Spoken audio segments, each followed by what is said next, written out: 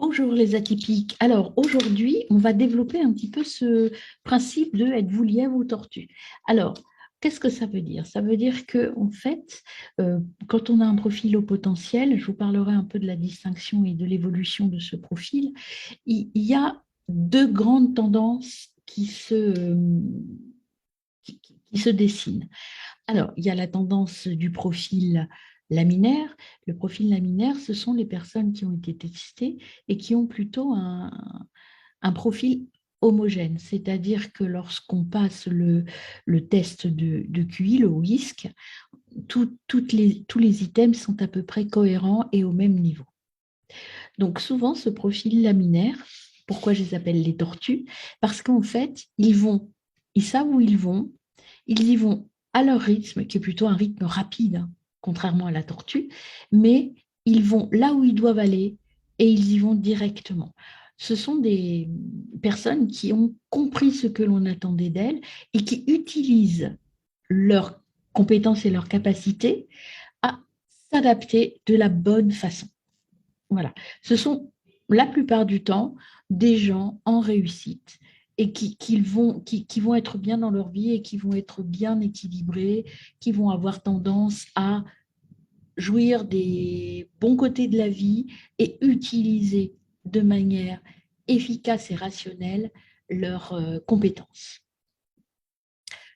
En ce qui concerne le deuxième profil, donc le profil complexe, le lièvre, un lièvre, donc c'est bien connu, ça saute partout, c'est très dynamique, très rapide.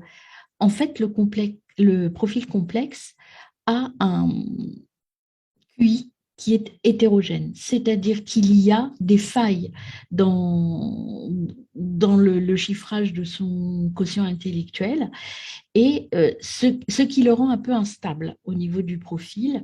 Alors instable, ça ne veut pas dire que ce sont des gens qui font n'importe quoi, mais souvent cette instabilité intellectuelle, elle se base sur je saute du coq à l'âne, j'arrive pas à me concentrer, je vais commencer quelque chose, pas le finir, je vais commencer quelque chose assez tardivement au dernier moment, j'ai pas la notion de l'organisation et de l'anticipation. Et donc ça entraîne beaucoup d'épuisement parce que, en fait, aller à droite, à gauche, etc., on s'épuise beaucoup plus vite.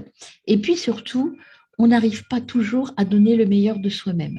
Donc au final, les profils complexes ont parfois une désestime de soi parce que ce qu'ils peuvent donner, ils savent ce qu'ils sont capables de faire, mais par leur manque d'organisation ou de constance, en fait, le résultat qu'ils obtiennent est souvent très décevant pour eux, en tout cas.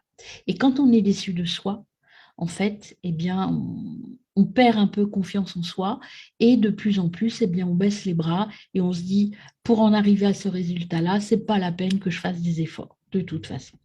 Voilà. Moi, je voulais faire un petit point aussi sur les profils au potentiel. Je voulais vous conseiller de lire un livre qui s'appelle Les phylocognitifs. Il n'aime que penser et penser, en fait, voilà. C'est écrit par trois spécialistes donc, qui travaillent à, à Lyon.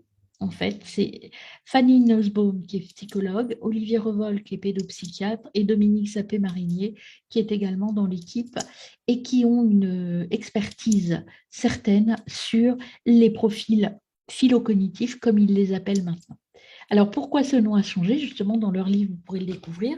Et moi, ce que je vous propose dans une prochaine vidéo, c'est de développer avec vous les avancées donc sur ce profil phylocognitif, laminaire complexe ou différent, et puis pour qu'on avance ensemble sur ce type de profil. Petite précision également, on n'est pas forcément que complexe et que laminaire. On peut évoluer et changer de profil en fonction des situations et en fonction de la manière dont on va se construire en avançant.